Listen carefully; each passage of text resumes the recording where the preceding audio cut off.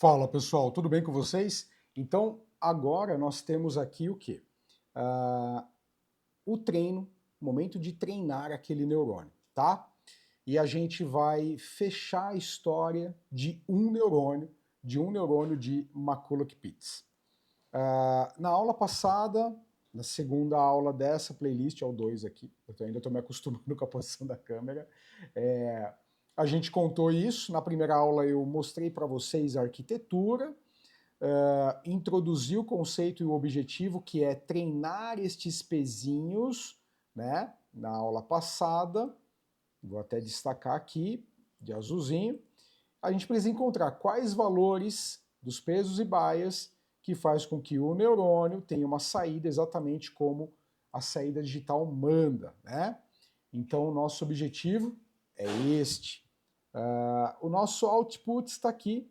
Eu vou pintar ele de laranja, pintar ele aqui de laranja para a gente ir associando, e este azulzinho que está aqui, que é esta cor, a gente vai pintar aqui.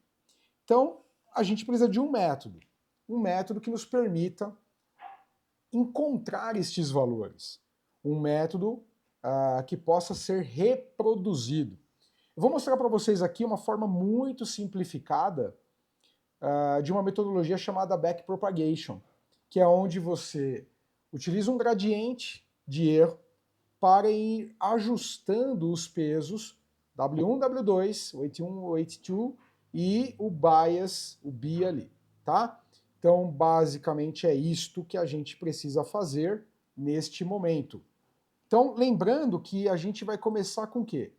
Com tudo meio, tanto faz, eu vou colar aqui esses valores e temos aqui uma coisa nada a ver, não é verdade? O nosso output após a sigmoide, lembrando que nós estamos trabalhando com a função sigmoide, ele está aqui dando um valor muito divergente, né? Aqui era para ser 0, ele está dando 0,6, onde era para dar 0, deu 0,7, 0,7 e 0,8, onde era para ter dado 1. Estamos muito longe. Então, a primeira coisa que a gente faz é calcular o erro quadrático. O erro quadrático nada mais é do que o valor desejado menos o valor alcançado ao quadrado. Então, escrevendo isso com você, é este, que é o desejado, o ideal, que é o resultado da tabela verdade da operação lógica E, menos o alcançado ao quadrado, tá? Então eu vou fazer isso para todas as combinações possíveis. Eu vou escrever aqui o AND para você não esquecer que isso aqui é a operação lógica E, tá? Então, para todas as combinações de entradas x1 e x2, 0, 0, 0, 1, 1, 0, 1, 1, nós temos estes erros, tá? Estes erros quadrados. A próxima coisa que eu vou fazer é o seguinte: qual é a média do erro? Então eu vou ter aqui um average error, onde eu vou ter aqui a média desses 4 valores. Simplesmente isso. Eu peguei a fórmula do Excel.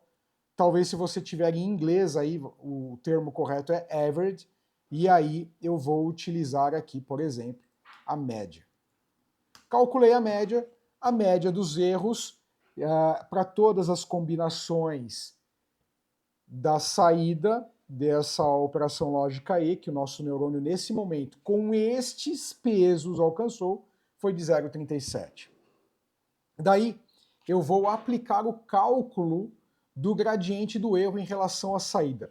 Pessoal, existe o cálculo diferencial integral e existem métodos numéricos de cálculo que lidam exatamente com a discretização do cálculo infinitesimal. Quando a gente trabalha com a discretização, é trabalhar com o cálculo discreto, existem muitos métodos que nos permitem calcular uma derivada, calcular um integral, calcular uma segunda derivada, calcular uma integral dupla, enfim. Existem métodos numéricos que permitem fazer isso. Não é meu escopo aqui nessa playlist de introdução à rede neural a gente fazer toda uma demonstração de cálculo numérico para sair de como que eu calculo um gradiente de uma forma discreta. Eu vou aplicar aqui com você isso. Então, a aplicação é a derivada do erro obtido pelo output, né? Então, como que a gente aplica isso? Eu coloquei aqui a fórmula para você, é menos 2 vezes o y desejado menos o output, né? Que é exatamente isso daqui, olha. Eu peguei menos 2, igual está escrito, vezes C2, que é o desejado, menos o H2, tá? Então, igual, menos 2 vezes o y menos o output. É exatamente isso que estava aqui, tá? Então, eu vou puxar, e é isso aí, é o que já estava, só estou te mostrando como que é a fórmula. Então, ele calculou a variação do erro em relação ao output. Nesse momento, difícil enxergar esse gradiente, é um método numérico para transformar isso em algo tangível aqui para nós no Excel, tá?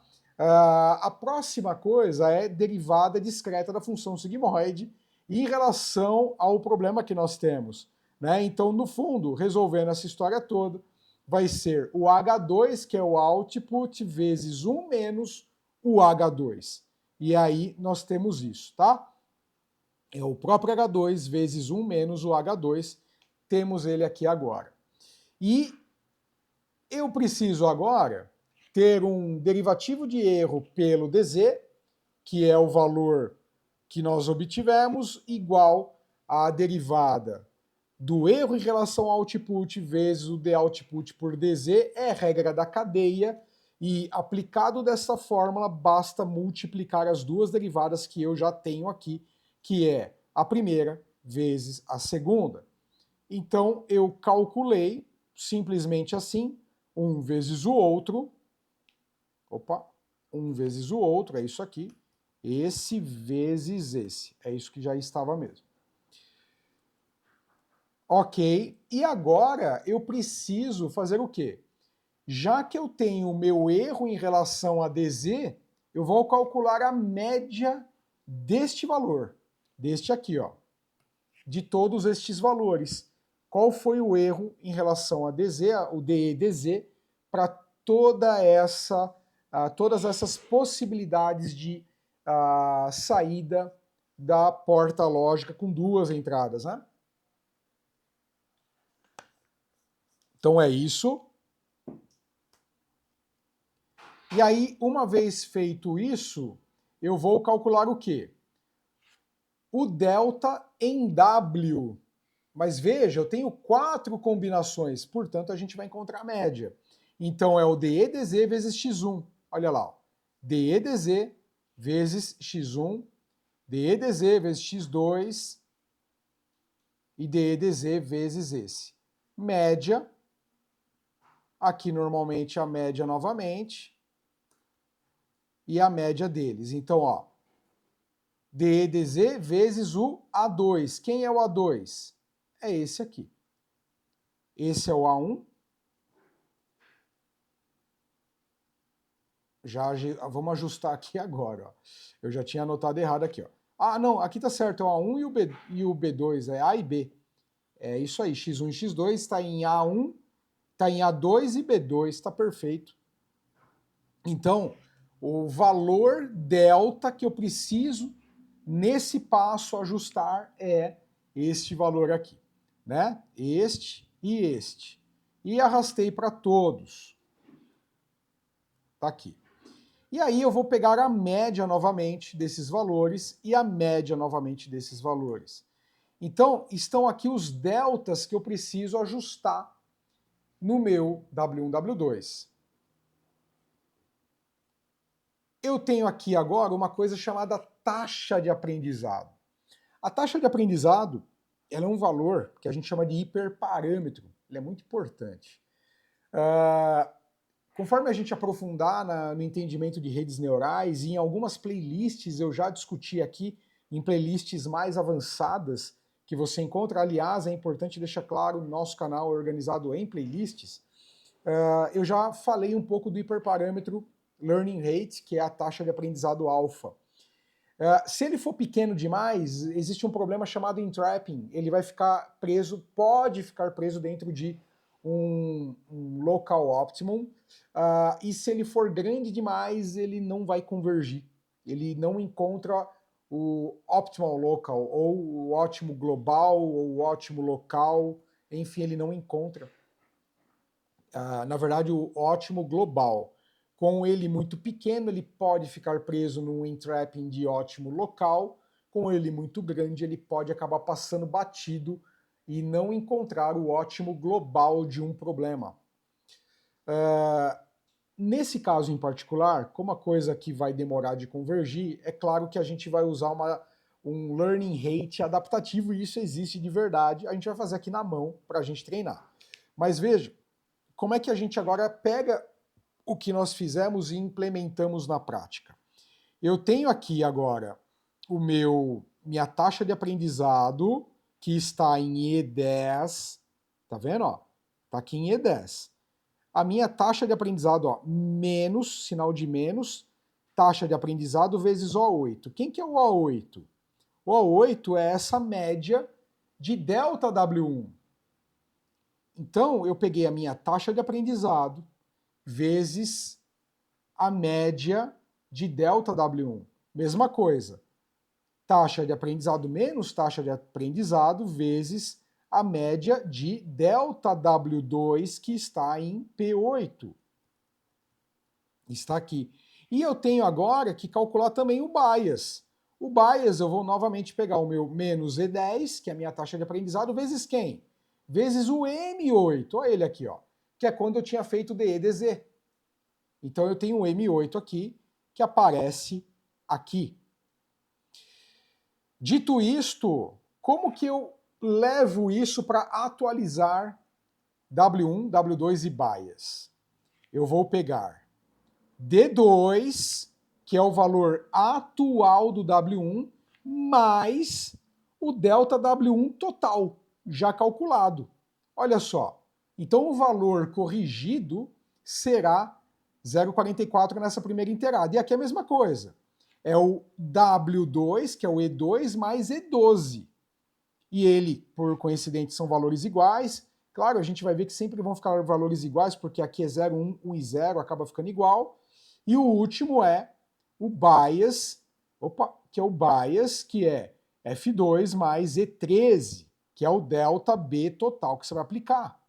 Como é que eu aplico isso, Rafael? Vou selecionar, vou clicar com o botão direito e vou colar somente valores.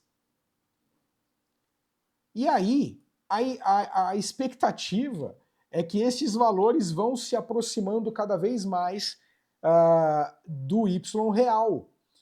Eu vou aumentar a taxa de aprendizado nesse momento, eu vou colocar um valor absurdo que na prática a gente não coloca, porque aqui a gente está fazendo na mão, né? E as chances disso daqui passar pelo ótimo global é enorme. Como eu já conheço o problema, nem vou exagerar tanto, vou colocar 20 aqui. E a gente, ó, deu 20 de taxa de aprendizado, eu vou colar aqui, olha só. Já foi muito ruim aqui, né? Já não foi muito bom aqui o resultado. Vamos voltar. Eu vou colocar 10. Vamos colocar 10. E aí vamos colocando, vou colocar 1 agora. Vamos ver o que acontece. Eu vou fazendo isso em várias vezes, até que, olha, pode ver que ele começa a crescer. Eu vou aumentar um pouquinho aqui, vou colocar 5, vamos ver o que acontece.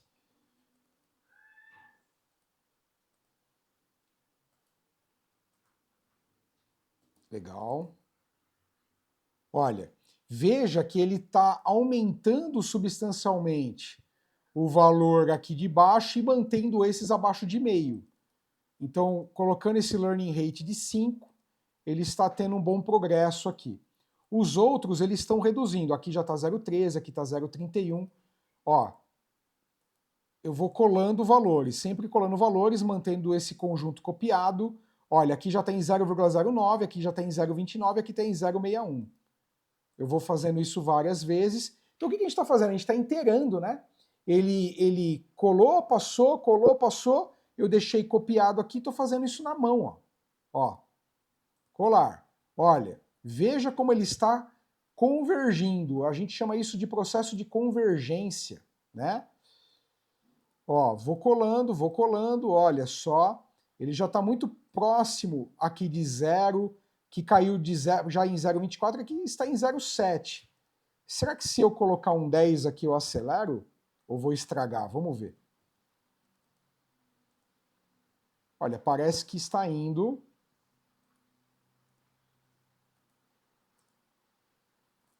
Ó, mais alguns. Eu vou dar um stop e vou continuar por mais algumas interações. Bom, pessoal, eu fiz várias e várias vezes aqui. Ele chegou num valor interessante. Agora eu queria voltar e te provocar agora com o conceito de threshold. Lembra que eu falei que tem um conceito de threshold que McCulloch-Pitts colocou? Vamos usá-lo agora. Olha, aqui já está bem interessante. Do que como a gente começou para agora, está incrível. Eu tenho zero, quase zero, tenho 3 a menos 3 aqui, eu tenho 0,12, 0,12 e 0,85 que está bem próximo de 1. A gente pode enxergar aqui que existe um threshold. Vamos aplicar isso de uma forma interessante. Primeira coisa, eu vou considerar nesse momento que o meu neurônio foi treinado e eu vou copiar esses 3 valores aqui para a parte 1. Vou colar valores. Então veja que eu colei apenas valores. E aí eu estou com esse resultado. O que é o processo de threshold? Né? O que é o threshold? Eu vou colocar aqui após threshold.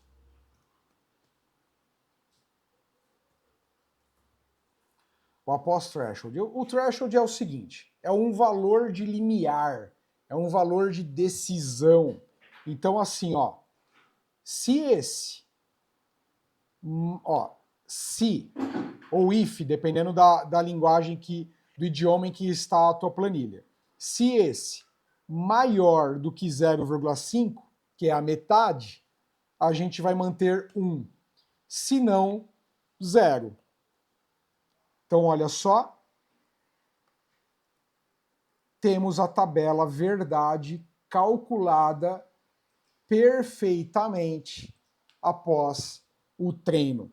Então, a gente conseguiu, sim, desde que a gente defina um threshold, que também é um hiperparâmetro, e um processo de treinamento, claro, aqui a gente não entrou em critério de parada e tudo mais, é um primeiro treino, mas sim, fomos capazes juntos aqui de treinar um neurônio para uma função lógica aí, tá bom? Então, aproveita aí, deixa teu like, compartilha com seus amigos, se inscreva no nosso canal e até a próxima, pessoal. Tchau, tchau!